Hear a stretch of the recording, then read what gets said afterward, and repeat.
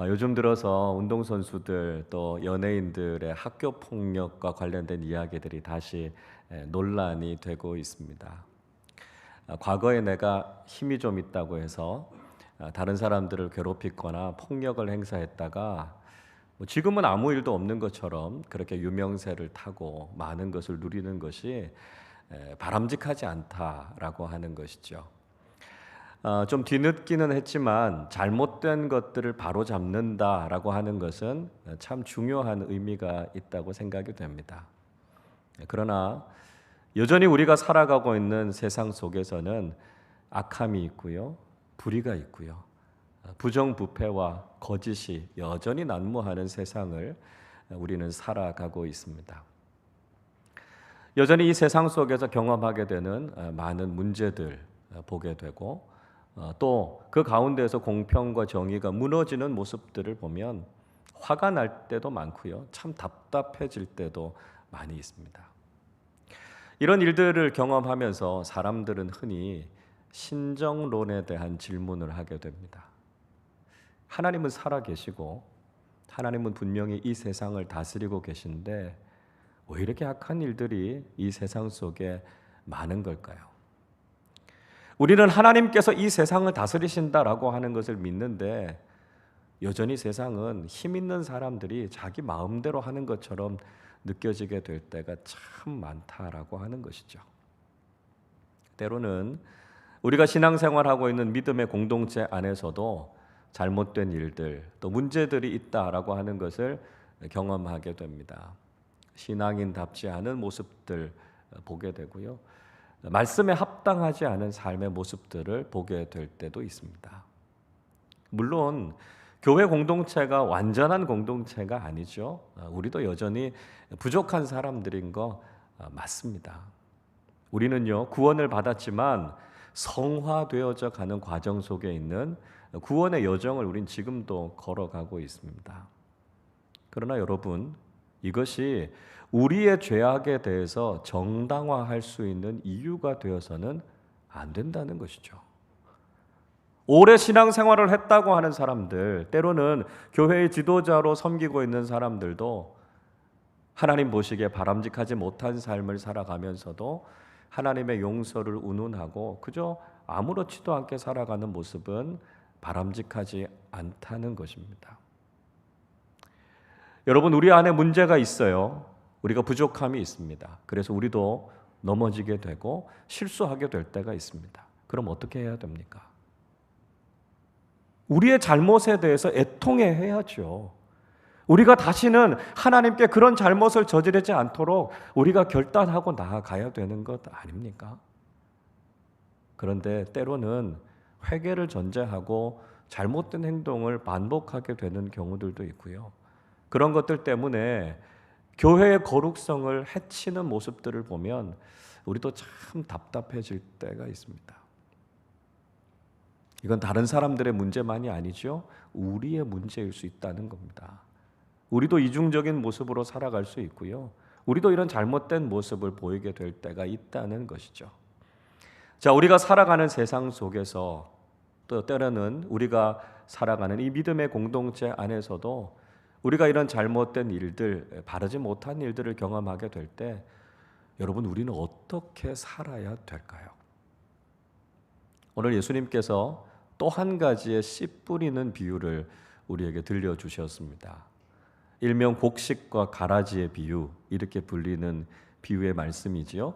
지난주에 우리가 읽었던 씨 뿌리는 비유처럼 오늘 우리가 읽은 것은 비유의 내용입니다.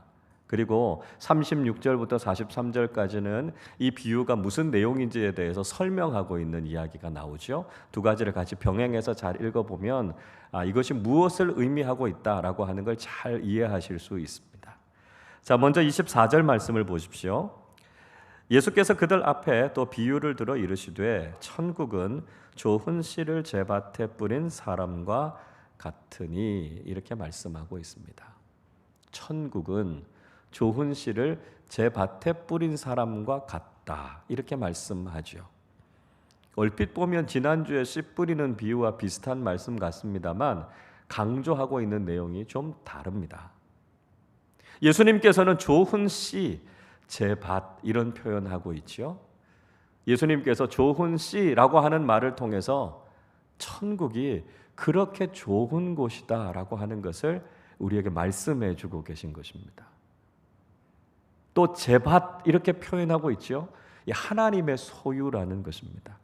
하나님의 소유여서 하나님께서 얼마나 소중하게 여기시는가 하는 것을 보여주고 있습니다. 그러니까 하나님 나라라고 하는 것은요, 하나님께서 정말 애정을 가지시고 가꾸어 가시는 나라다라고 하는 것을 예수님께서 우리에게 말씀해 주고 계십니다.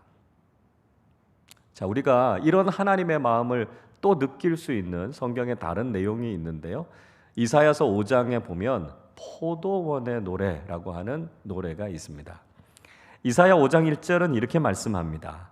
나는 내가 사랑하는 자를 위하여 노래하되 내가 사랑하는 자의 포도원을 노래하리라. 내가 사랑하는 자에게 포도원이 있으며 심히 기름진 산에로다. 하나님께서 이사야 선지자를 통해서 사랑하는 자의 포도원에 대해서 노래하고 있습니다. 반복해서 나오는 단어는 사랑한다는 것입니다. 하나님께서 얼마나 사랑하시는지를 이 노래를 통해서 이야기해 주고 있습니다. 그래서 사랑하는 자의 포도원이 있다는 거죠. 기름진 땅에, 아주 좋은 땅에 하나님께서 포도원을 만드신 것입니다. 계속해서 2절에서 이렇게 말씀합니다. 땅을 파서 돌을 제하고 극상품 포도나무를 심었도다. 그 중에 망대를 세웠고 또 그 안에 술틀을 팠도다. 좋은 포도 맺기를 바랐더니 들포도를 맺었도다. 하나님께서 좋은 땅에 포도원을 만드셨습니다. 그리고 땅을 파고요, 돌을 제하고 더 좋은 땅으로 하나님께서 가꾸어 놓으신 거죠. 그리고 거기에 최상품의 포도나무를 심었습니다. 하나님께서 그만큼 최선을 다하셨다는 거죠. 거기에서 끝나지 않습니다. 거기에 망대를 세웠다고 이야기하죠. 혹시 여우나 들짐승들이 포도원으로 들어와서 그 포도를 다 망가뜨리지 못하도록 하나님께서 지키시기 위해서 망대를 세우셨습니다.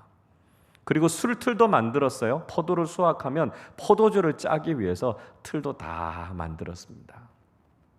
그런데 문제는 이 포도원에서 들포도, 아주 형편없는 포도가 맺혔다, 이렇게 이야기하고 있습니다. 이 포도원, 포도나무는 이스라엘 백성들을 상징하죠. 하나님께서 이스라엘을 그렇게 귀중히 여기시고 그들을 사랑해 주셨지만 그들은 늘 하나님을 떠나고 우상을 숭배하는 실망스러운 모습을 보였다라고 하는 하나님의 안타까움이 이 말씀 속에 포함이 되어져 있습니다. 오늘 본문에서도 예수님께서는 좋은 씨를 제밭에 뿌린 것 같다, 이렇게 천국을 묘사하고 있습니다. 자, 이 말씀이 우리에게 보여주고 있는 것이 무엇일까요? 하나님께서 한 사람을 천국 백성 만드시기 위해서 최선을 다하셨다는 것입니다. 하나님은 천국을 만드실 때 대충 만드신 게 아닙니다. 그냥 멀리서 이렇게 지켜보시면서 그래, 구원받을 사람은 구원받고 안 받을 사람은 그만둬라. 하나님은 그렇게 내버려 두신 분이 아니시라는 거죠. 하나님은 한 사람을 구원하고 천국을 이루시기 위해서 최선을 다하셨습니다. 무엇을 보면 그걸 알 수 있습니까? 하나님께서 당신의 독생자 예수 그리스도를 십자가에 내어주신 것을 보면 알 수 있습니다. 하나님께서 우리 구원하시기 위해서 아무런 대가도 치르지 않으신 것이 아니에요. 만약 그러셨다면 하나님께서 그냥 선지자 몇 사람 보내보고 회개하고 돌아오지 않으면 하나님께서 그냥 포기하셨을 겁니다. 그러나 하나님은 그렇게 하지 않으셨다는 거예요. 끊임없이 선지자들을 보내서 회개하라, 하나님께로 돌아오라, 그들에게 외쳤고요. 그게 안 되니까요, 당신의 아들 예수 그리스도를 이 위험하고 악한 세상에 보내셨습니다. 십자가에서 죽으실 것을 알면서도 말이죠. 여러분, 하나님께서는 바로 이 천국을 가꾸어 가시기 위해서 얼마나 열정적으로, 얼마나 애정을 가지고 하나님 나라를 세워 가셨는가 하는 것을 우리는 알게 됩니다. 하나님께서 천국을 이렇게 귀히 여기시고 우리의 구원의 문제에 대해서 이렇게 깊은 관심과 애정을 가지고 계시다라고 하는 것을 알아야죠. 우리가 바로 그 천국의 부름을 받은 사람들입니다. 얼마나 감사한 일입니까? 얼마나 기쁜 일입니까? 우리가 이 위대하고 애정 어린 하나님의 나라에 부름받았다라고 하는 이 사실이 우리는 평생 하나님 앞에 찬양하고 감사해도 모자랄 일이라는 것이죠. 여러분, 이 기쁨, 이 감격을 가지고 오늘 이 하나님 나라의 비유를 읽어야 합니다. 우리에게 들려주신 이 하나님 나라의 비유의 말씀, 이 복음의 말씀 앞에 우리가 믿음으로 응답하고 존귀한 하나님 나라 백성으로 살아가는 우리 모두가 되실 수 있기를 바랍니다. 자, 그런데 문제는요, 이렇게 애정 어린 이 천국의 사역에 대해서 방해꾼들이 있었다는 것입니다. 25절의 말씀 보십시오. 사람들이 잘 때에 그 원수가 와서 곡식 가운데 가라지를 덧뿌리고 갔더니, 이렇게 말씀합니다. 자, 원수가 와서요, 그 밭에 가라지를 덧뿌리고 갔다, 이렇게 이야기하죠. 원수들은 상대방이 잘 되는 꼴을 못 봅니다. 그래서 곡식만 가득한 그 밭에 가라지를 뿌리고 갔다, 이렇게 이야기합니다. 그것도 몰래 그렇게 했다는 것이죠. 사람들이 잘 때에 라고 하는 이야기는 사람들이 아무도 모를 때를 이야기합니다. 그래서 몰래 와서 거기에다가 가라지를 뿌린 거죠. 여러분, 우리의 원수 마귀는요, 이렇게 우리를 유혹한다는 것입니다. 우리가 다 깨닫지 못하고 알지 못할 때 하나님의 말씀에서 어긋나 있는 잘못된 것들, 비성경적인 것들을 우리의 마음에 몰래 뿌리고 가는 거죠. 그래서 진리로부터, 구원으로부터 우리를 멀어지게 하는 것이 바로 원수 사탄이 하고 있는 일이다라고 하는 것을 우리에게 이야기해 주고 있습니다. 가라지라고 하는 것은 독성이 아주 강한 잡초과의 풀을 이야기합니다. 근데 이 가라지가 자라면요, 밀이랑 별로 구별이 잘 안 돼요. 그리고 이 가라지는 항상 밀 가까이에서 자랍니다. 그러니까 자라다 보면 밀하고 뿌리가 서로 얽히게 되죠. 그러니까 가라지만 뽑아낸다는 것이 그렇게 어렵습니다. 근데 나중에 추수 때가 되면 비슷하게 생겼지만 아무런 결실을 맺지 못하게 된다는 거죠. 이게 가라지 같은 신앙입니다. 겉으로 보면 금방 잘 구분이 되지 않아요. 혼동이 되는 신앙입니다. 그러나 나중에 가보면 열매가 없어요. 텅텅 비어있는 잘못된 신앙을 가리켜서 이 가라지와 같은 신앙이다, 이렇게 말씀하고 있습니다. 자, 우리가 이 말씀을 통해서 교회 공동체 안에도 진리와 비진리가 공존할 수 있다는 것을 우리에게 보여주고 있습니다. 교회 안에 있다고 해서 다 옳은 것이 아니고요, 교회 안에 있다고 해서 다 구원받은 그리스도인이 아니라는 것입니다.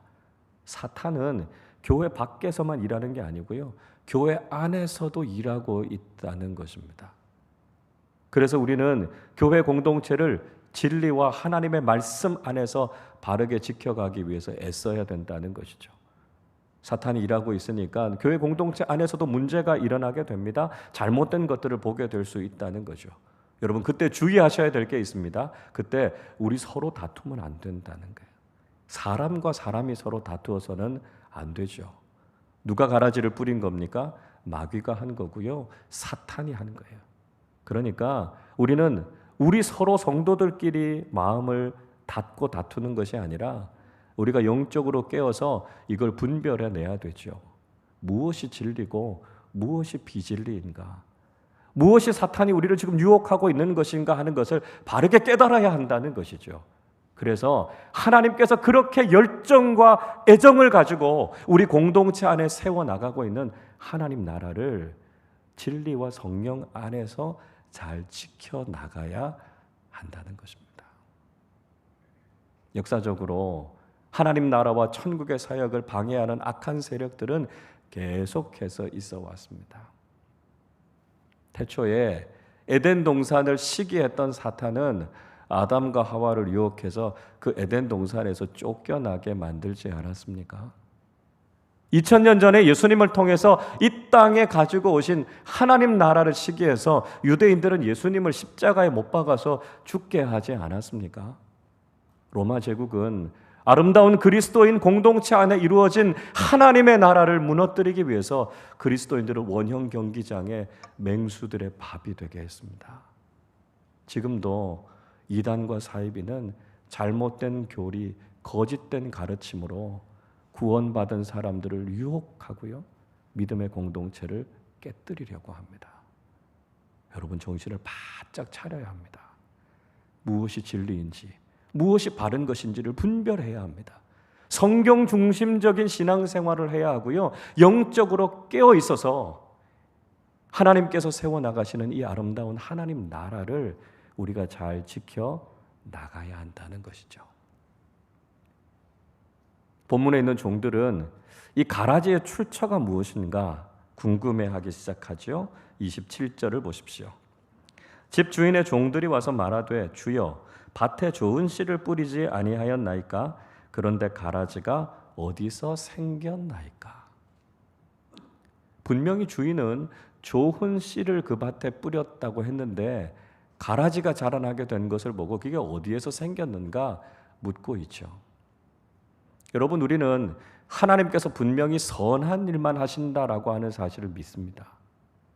여러분, 그 사실을 믿으시죠? 그런데 우리가 살아가는 세상 속에는요, 여전히 악함이 있습니다. 불의와 거짓이 난무하는 세상을 살아가죠. 때로는 믿음의 공동체 안에서도 시험에 들 만한 일들을 우리가 경험하게 될 때가 있습니다. 그때 어떤 사람들은 그것이 하나님의 불완전하심이 아닌가, 하나님이 선하지 않으신 것이 아닌가 그렇게 생각해서 믿음을 갖지 않는 경우들도 있습니다. 여러분, 우리의 삶의 자리에 이런 가라지가 있다는 것, 거짓되고 악한 것들이 있다는 것은 도대체 어디에서 온 것입니까? 28절 전반부를 보십시오. 주인이 이르되 원수가 이렇게 하였구나. 우리 시대에 존재하는 악은 사탄이 행한 것이라는 겁니다. 하나님은 늘 선하고 바른 일을 하시지만 사탄은 끊임없이 거짓으로 우리를 유혹한다는 것이죠. 예수님께서 말씀하신 것처럼 사람들이 다 잘 때 곡식만 뿌려진 밭에 가라지를 뿌리고 가는 것처럼 하나님께서 선하게 창조해 놓으신 이 세상 속에서 사탄은 끊임없이 악한 일들을 한다는 것이죠. 여러분, 악의 원인은 하나님의 불완전하심이 아니고요, 사탄의 악함 때문입니다. 지금도 하나님의 완전하심과 선하심을 깨뜨리려고 하고 많은 사람들을 속이는 사탄의 유혹이 있다라고 하는 것을 우리는 잊지 말아야 된다는 것이죠. 자, 우리가 삶 속에서 경험하는 이 잘못된 것들, 이 악한 것들을 보면 우리가 뭔가 행동하고 싶은 충동을 느끼게 됩니다. 종들도 같은 마음을 가졌습니다. 28절 후반부를 보십시오. 종들이 말하되 그러면 우리가 가서 이것을 뽑기를 원하시나이까? 종들이 주인에게 말하죠. 주인님, 우리가 이 가라지 뽑기를 원하십니까? 곡식과 함께 자라는 가라지가 이 종들의 마음에는 굉장히 불편하게 여겨졌습니다. 그래서 그것을 당장 뽑고 싶었던 거죠. 여러분, 우리가 신앙인으로서 이 세상 살아가면서 이런 마음 들 때가 있습니다. 세상에 악함이 있을 때, 세상에 문제가 있을 때 이걸 바로잡고 싶은 마음이 생기죠. 왜 이런 일들이 바로잡아지지 않는가 답답해하는 마음을 가질 수 있습니다. 믿음의 공동체 안에서 이런 잘못된 것들을 경험할 때 바뀌어야 되지 않아? 바로 세워져야 되지 않아? 이런 마음 가질 수 있습니다. 교회 사랑하는 마음이고요, 올곧은 마음이니까 참 소중한 마음입니다. 그런데 이런 종들의 마음에 대해서 주인은 어떻게 반응하고 있습니까? 29절 말씀인데요, 우리 29절을 같이 한번 읽어보겠습니다. 주인이 이르되 가만두라, 가라지를 뽑다가 곡식까지 뽑을까 염려하노라. 주인은 지금은 가만히 두라 이렇게 이야기합니다. 종들은 그 당장 뽑아야 되는 거 아닙니까? 이렇게 이야기하는데 주인은 좀 더 기다려봐. 이렇게 이야기하고 있죠. 우리는 이 말씀을 통해서 즉각적인 심판과 지연된 심판의 의미가 무엇인가를 생각하게 됩니다. 종들은요, 당장 심판해야 된다는 거예요. 이거 당장 뽑아내 버려야 된다. 이렇게 이야기하고 있죠. 그러나 주인은 좀 더 기다리라고 이야기합니다. 지연된 심판, 좀 더 인내를 가지고 기다리는 것이 바른 선택이다. 이렇게 이야기하고 있습니다. 자, 여러분 생각은 어떠십니까? 많은 경우에 보면 우리 생각보다는 하나님께서 늦게 움직이실 때가 많죠. 우리는요, 막 쉽게 흥분하고 막 급하게 움직이는 경우들이 많습니다. 그러나 하나님은 굉장히 여유가 있으세요. 시간에 대해서 굉장히 관대하신 것이 하나님이십니다. 우리는 막 조바심을 내는데 하나님은 굉장히 길게 보고 계신 것을 볼 수 있습니다. 여러분, 하나님께서 왜 이렇게 심판을 지연시키시는 걸까요? 우리는 오늘 주인이 하고 있는 이 말 속에서 하나님께서 심판을 연기하고 계시는 이유가 무엇인지를 정확하게 알 수 있습니다. 주인은 곡식을 뽑을까 염려한다. 이렇게 이야기하고 있습니다. 그러니까 주인은 지금 가라지를 두둔하고 있는 것이 아닙니다. 가라지를 뽑다가 혹시 자라는 곡식이 다치면 어떡하겠냐 이야기하고 있는 것이죠. 여러분, 하나님께서 이 악한 세상을 지금 당장 심판하시지 않는 이유는 하나님께서 악의 편을 들고 계시기 때문이 아닙니다. 하나님께서 당신의 자녀들을 보호하고 지키시기 위해서 지금 당장 심판하시지 않고 그걸 연기하고 계시는 거죠. 자, 여러분, 그렇다면 이 지연된 심판이 왜 하나님의 자녀들을 보호하는 것이 될까요? 하나는 개인적으로 우리에게 회개하고 돌이킬 수 있는 기회를 주시기 위함입니다. 하나님께서 지금 당장 선악을 판단하시고 심판하시면 우리는 회개할 기회가 없어요. 돌이킬 기회가 없습니다. 하나님, 왜 이렇게 심판을 미루십니까? 하나님 앞에 질문하면 하나님은 늘 똑같이 대답하실 겁니다. 한 사람이라도 더 살리기 위해서 하나님께서 참으신다는 거죠.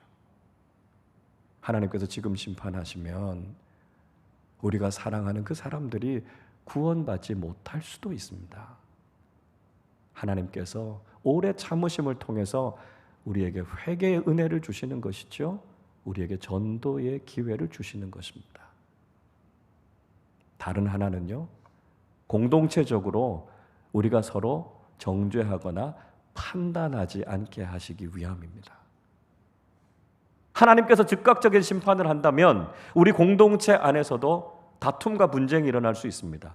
누가 진짜 신앙이고 누가 가라지 신앙이고 서로 판단하고 정죄하는 일들이 일어나지 않겠습니까? 유대 종교 지도자들이 그랬다는 것이죠. 율법을 믿고 있는 유대인들은 스스로가 심판자가 됐습니다. 그래서 누가 잘못됐고 그것에 대해서 처벌하고 죽이는 일들을 했습니다.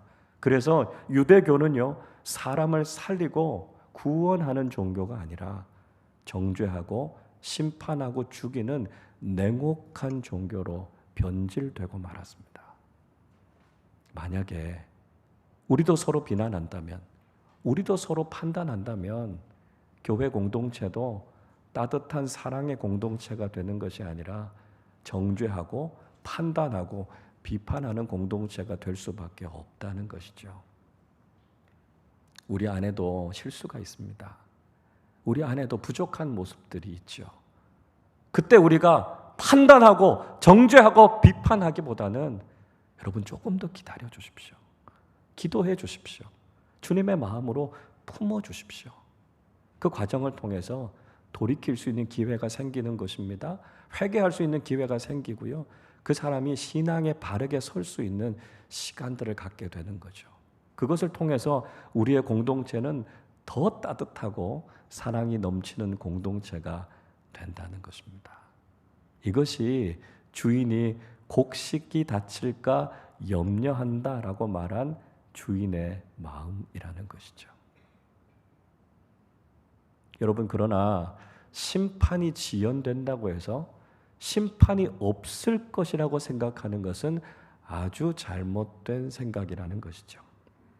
오늘 본문 30절 우리 같이 읽어보겠습니다. 둘 다 추수 때까지 함께 자라게 두라. 추수 때에 내가 추수꾼들에게 말하기를 가라지는 먼저 거두어 불사르게 단으로 묶고 곡식은 모아 내 곳간에 넣으라 하리라. 주인은 분명히 추수 때가 있다 이렇게 경고하고 있습니다. 마지막 때에는 알곡과 가라지를 나눌 것이다 라고 하는 것이죠. 추수 때는 세상의 끝을 의미합니다.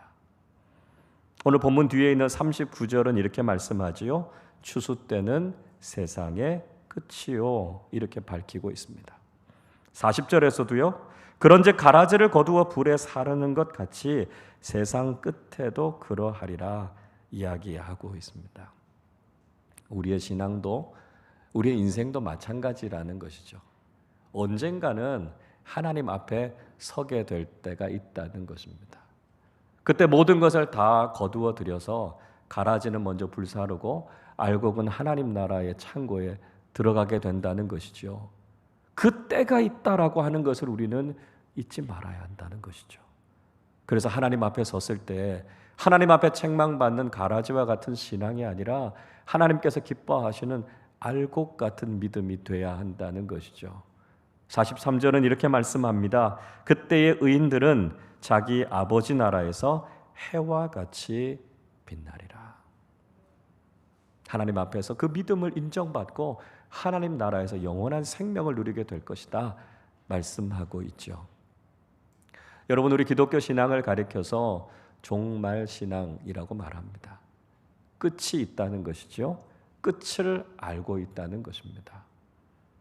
우리의 인생도 이 세상도 끝이 있다는 것입니다.